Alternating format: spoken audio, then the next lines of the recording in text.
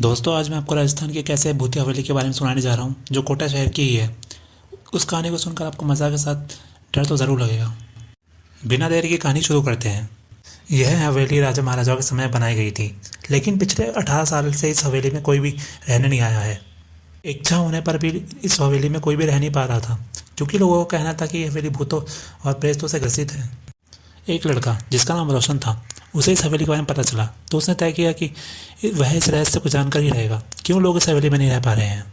उसने मजबूत इच्छा शक्ति के साथ हवेली में रहने की पूरी तैयारी कर ली थी। जब उसने हवेली के अंदर जाने के लिए पैर आगे बढ़ाए तो दरवाजे पर किसी अनजान व्यक्ति ने उसे रोक लिया और वह नज़दीक आ जाकर बोला, कौन हो आप और कहाँ जा रहे हो? रोशन ने जवाब देने के बजाय उससे सामने सवाल किया, जी आप कौन? उस लड़के ने जवाब दिया, मेरा नाम नीतीश है और मैं यहीं पास में ही रहता हूँ। रोशन ने कहा, ओह अच्छा, मैंने सुना है कि ये भूतिया हवेली है और यहाँ कोई नहीं आ पाता है, इसलिए मैंने इस हवेली में एक दिन रुकने का फैसला किया है।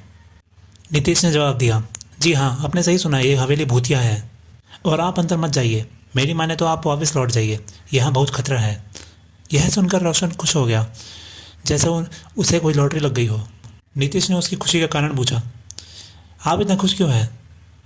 आपको तो भूत का नाम सुनकर डर लगाना चाहिए।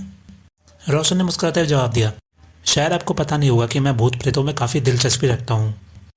अगर इस हवेली में भूत है तो मैं अंदर जरूर जाऊँगा और सारी सच्चाई का पता भी लगाऊंगा। इतना कहकर रोशन उस हवेली में चला गया। अंदर जाकर रोशन ने अपने बैग को साइड में रखा और हवेली को चारों ओर से देखने लगा। सारे रूम भी चेक कर लिए। बाद में ड्राइंग रूम में जाकर सोफे पर बैठ गया। उसने वहाँ बैठकर दारू के 2-4 बैग भी पिए। तभी अचानक उस रूम में लाइट का एक बल्ब चालू बंद होने लगा, लेकिन रोशन ने उस पर ध्यान नहीं दिया। फिर थोड़ी देर बाद दूसरा बल्ब भी चालू बंद होने लगा। फिर तो हवेली की सारी लाइट चालू बंद होने लगी। यह सब देखकर रोशन अपनी जगह पर खड़ा हो गया और पूरी तरह से सतर्क हो गया। अचानक उसके सामने एक छोटा टेबल हवा में उड़ने लगा। लगभग 6 फुट हवा में ऊपर जाकर गोल गोल घूमने लगा वो टेबल, और वो टेबल रोशन की तरफ तेज़ी से आने लगा। रोशन ने तुरंत अपनी जगह बदल ली और दूसरी तरफ चला गया और वो टेबल वहीं जाकर गिरा जहाँ रोशन खड़ा था। रोशन कुछ समझ पाता उतने में ही सोफे की शीट उसकी ओर आने लगी।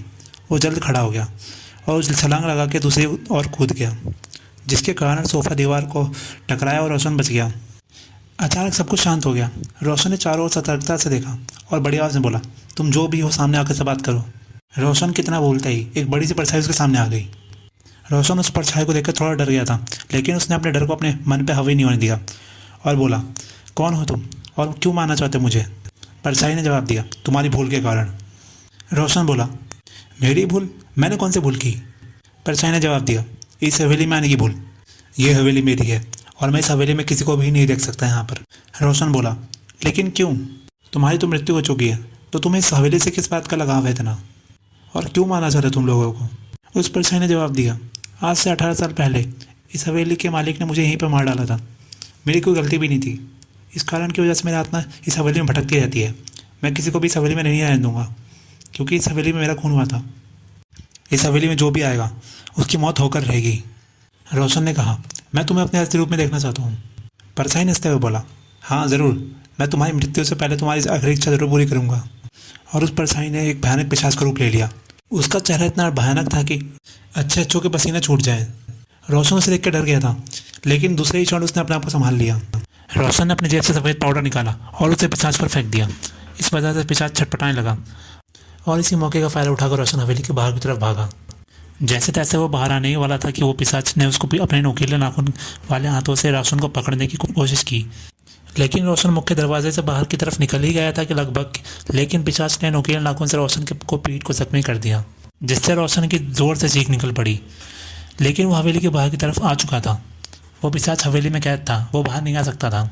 शायद इसलिए रोशन की जान उस समय बच गई थी। शायद वो उसके माँ बाप के अच्छे कर्म और प्रार्थनाओं ने उसकी जान बचा ली उस दिन। जैसे तैसे वो भागते भागते अपने घर पहुंचा। उसकी ऐसी हालत देखकर घर वाले बहुत घबरा गए। फिर उन्हें रोशन को अस्पताल में भर्ती करवा दिया। रोशन के घर वालों ने उससे जानने पूछने की कोशिश की कि उस रात आखिर ऐसा क्या हुआ था जिसकी वजह से उसकी ये हालत हुई थी। लेकिन उस घटना के बाद रोशन सदमे में चला गया था और उसे बहुत तेज़ बुखार भी था, जो कि कम होने का नाम भी नहीं ले रहा था। करीब कुछ दिनों बाद जब रोशन थोड़ा सामान्य हुआ और अस्पताल से घर आया तो उसने अपने परिवार वालों को सब कुछ बताया जो उस रात उसके साथ बीती थी। फिर परिवार वालों ने बिना देर किए अपने जान पहचान के एक पंडित जी को बुलाया और उनने पंडित जी को सब कुछ बताया। तब पंडित जी ने रोशन को अपने पास बुलाया। पंडित जी ने रोशन का हाथ पकड़ के अपने मन में कुछ मंत्र बोले फिर पंडित जी ने रोशन के घर वालों और रोशन को बताया कि वो आत्मा बहुत शक्तिशाली है जिससे रोशन का सामना हुआ था। वो आत्मा खुद तो नहीं आ सकती यहाँ पर वो अपनी शक्तियों से रोशन को अभी तक नुकसान पहुंचा रही है और वो कुछ दिनों में रोशन को मार भी देना चाहती है। वो आत्मा रोशन से जुड़ गई है।